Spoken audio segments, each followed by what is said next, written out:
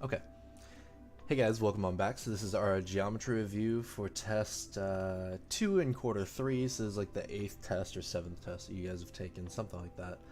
You guys have so many retakes where I've lost count. We're going to cover these 1, 2, 3, 4, 5 different things today. You've got, just the 5 formulas. It should be pretty easy, and this video I hope should be short. So I'm going to go kind of quickly in this because I've covered this ad nauseum, and I'm really hoping that people have kind of paid attention. So let's start with arc length. First thing, arc length. So arc length. The arc length formula is theta over 360 times 2 pi r. Okay? So it's just a circumference formula times theta over 360. So if we're given a circle and I give you theta is, I don't know. Let's use a kind of easy one. Theta is 120. That's not really 120. That's not to scale. Nothing I draw is to scale. So, and I'm gonna give you R is, I don't know, what's an easy one. Let's go with like 9 because this is gonna work out. Okay. So with these two pieces of information, all you're going to do is you're going to be given the, this problem, and they're going to ask you, hey, find the arc length. So find this arc length, and it could be named anything. I'm going to call it arc length AB. So AB, AB is what? And you're just going to plug it into this formula. So theta is always this angle in here. So 120 over 360 equals 2 pi times radius. Radius is 9.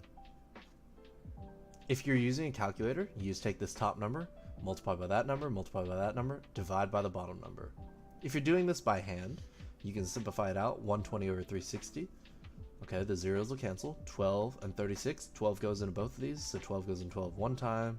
12 goes into 36 three times. Sorry, that's not equals. And then times 2. 2 times 9, by the way, is 18. And so 1/3 of 18, or 18 times 1 divided by 3, is going to be 6. And don't forget, there's a pi at the end. That's it. This is the whole problem. Like, it's just, if you have a calculator, super easy. Top number, multiply by that, divide by that. If you're doing it by hand, this is just basic math. Simplify that to 1/3. 1/3 of 18 is 6. This is just a division problem. So 18 divided by 3 is 6. Okay? That is arc length. Now, you can get problems where I give you something like this. And so I still want you to find arc AB, and the radius is still 9, but instead I give you this is 120. Is 240, and I ask you for theta. So remember, if I ask you for theta here and they give you 240, you have to remember the whole circle is 360. So to figure out that little missing part, I just subtract the 240, I get 120, and then I would continue my problem like normal. Okay?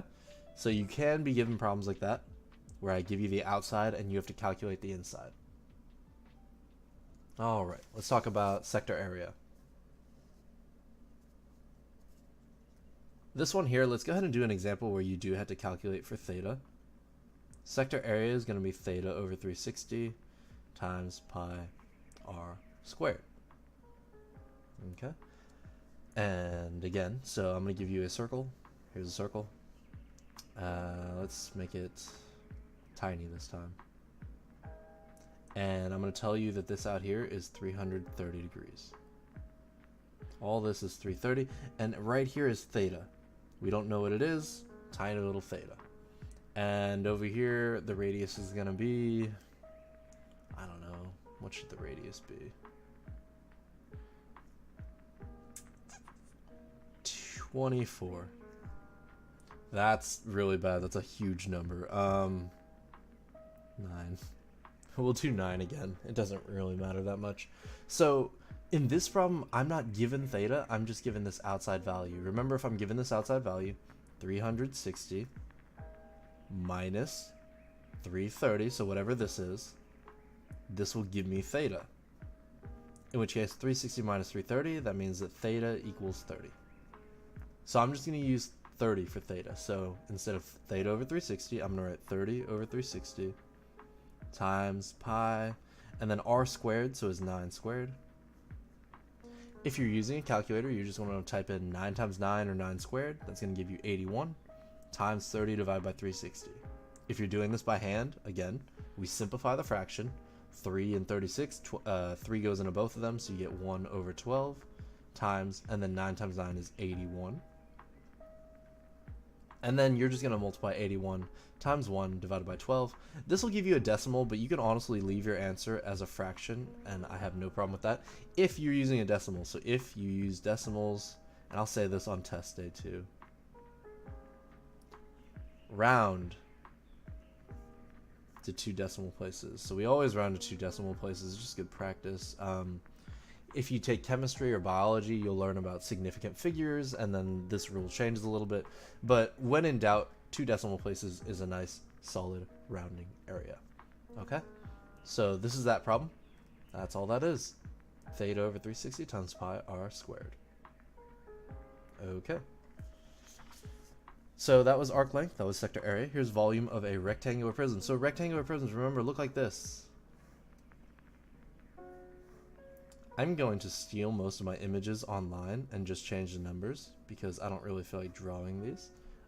Actually, that one turned out fairly well, and I definitely could have put that on a test. Sucks.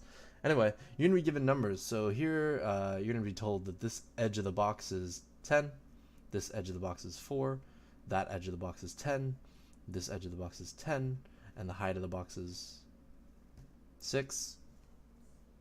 And I don't know, we can tell you that's also 6, that's also 4, I don't know. They can tell you any number of numbers that they really want to, but here's the thing, I only need each dimension once because remember your formula is length times width times height. So look at the bottom's a rectangle, right? What are the two sides of your rectangle? Well, it's 10, 10, 4, and 4. You know that the length is 10 and the width is 4. So you need 10 times 4 times whatever your height is. Here's 6. Okay? That's all that is. 10 times 4 is 40, times 6 is 240. So this is 240, and I don't know, we'll make these, sorry, we're going to make them all inches. So this is inches cubed. Okay? That's all rectangular prisms are. Take the 3 dimensions, multiply them. Now, you could end up with a cube.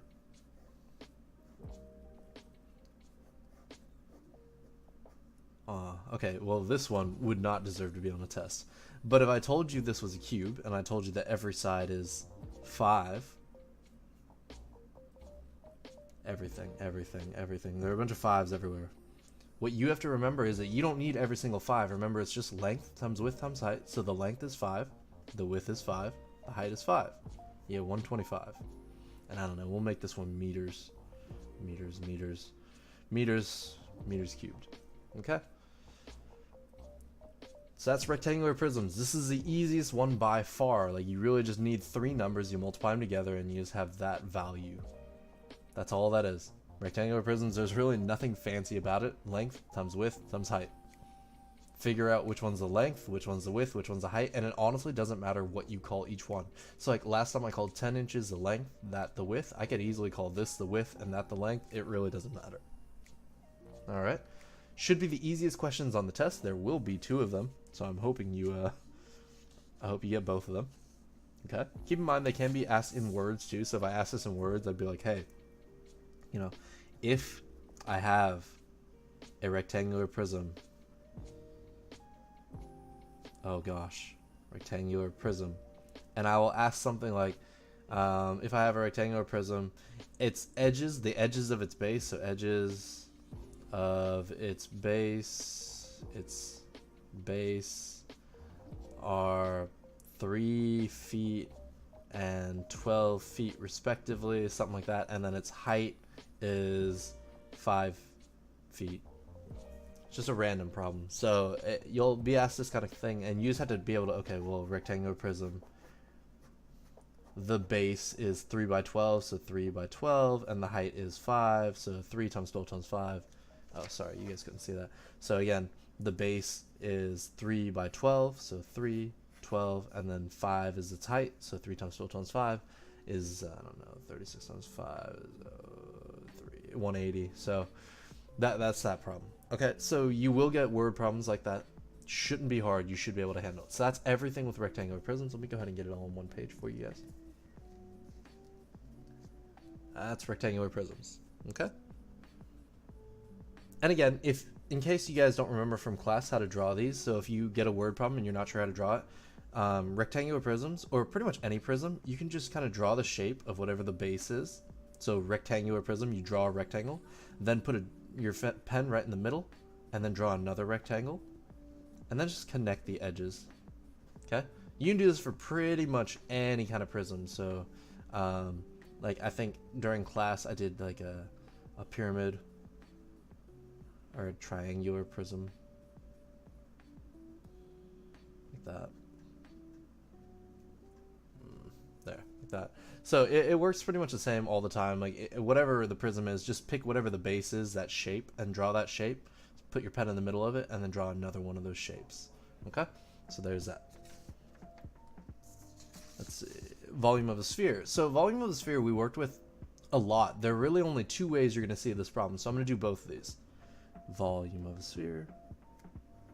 Okay. Volume of a sphere is 4 over 3 pi times r cubed. You only need one variable here. You have to have r. So your problem is going to give you one of two things. So I could give you this. So here's a sphere, and I give you the diameter is 20. Okay? I don't know, 20 meters. Doesn't really matter. So if I give you the diameter 20, your first step is take diameter. So d equals 20. You need to divide that by 2. So 20 divided by 2, 10 equals your radius. So remember, you can't use diameter. You have to use radius. So you may have to cut it in half first. If you see the line going all the way across, cut it in half first. So my radius is 10. I'm going to plug it into this formula.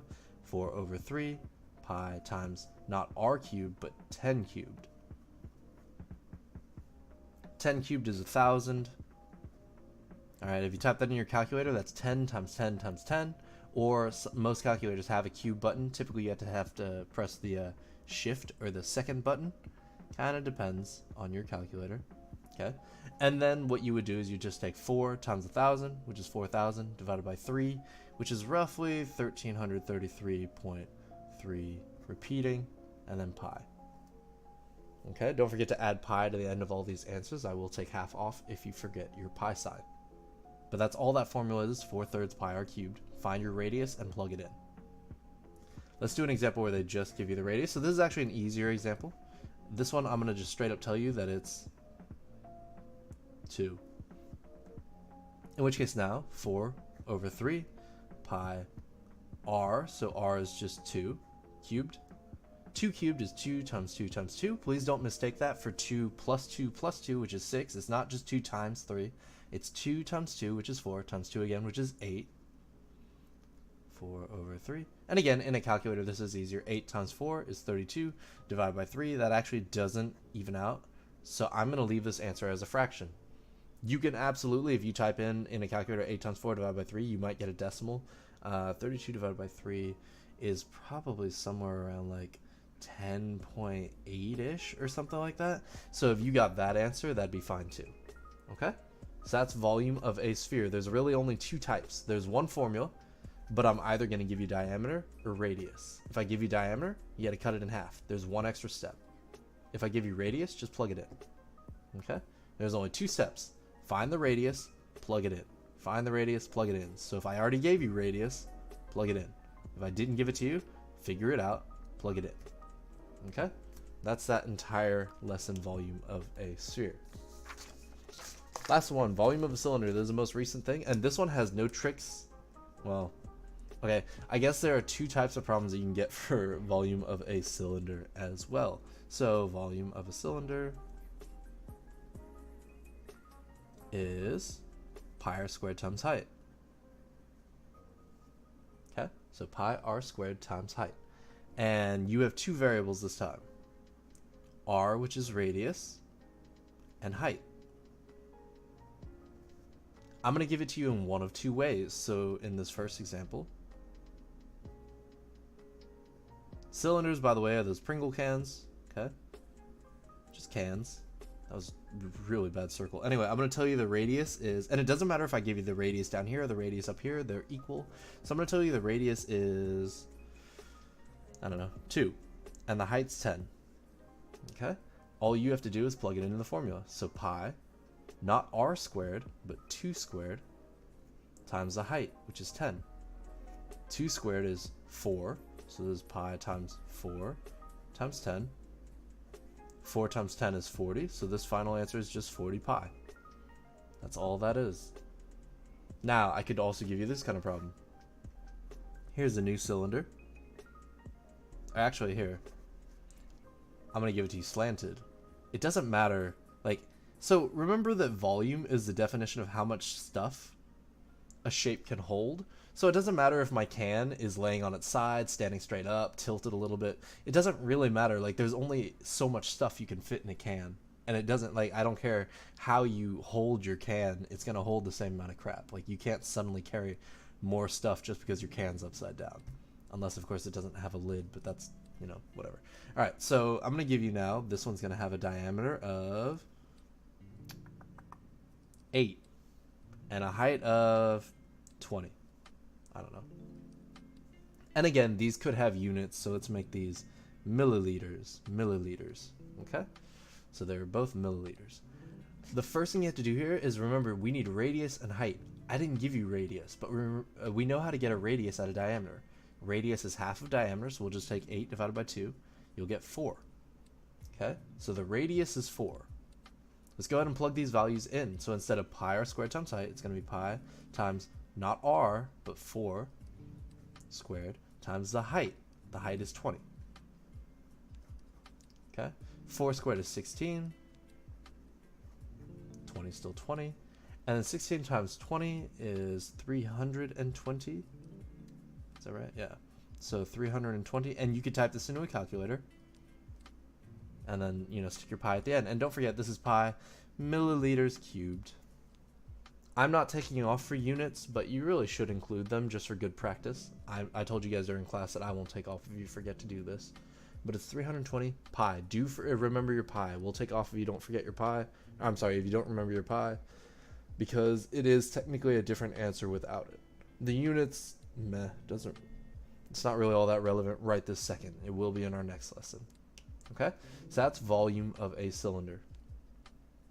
Those are the only things I'm testing on. Now, a lot of these, they can be shown in words, so I could tell you, you know, a cylinder, oh gosh, cylinder whose base has a diameter of 8, wow, my handwriting's getting really sloppy, and a height, so I'm sorry guys, I think I'm just getting impatient, so, or maybe I'm just tired of doing these lessons. I don't really know, but my handwriting is getting really sloppy. Anyway, a cylinder whose base has a diameter of 8 milliliters and a height of 20 milliliters, find its volume.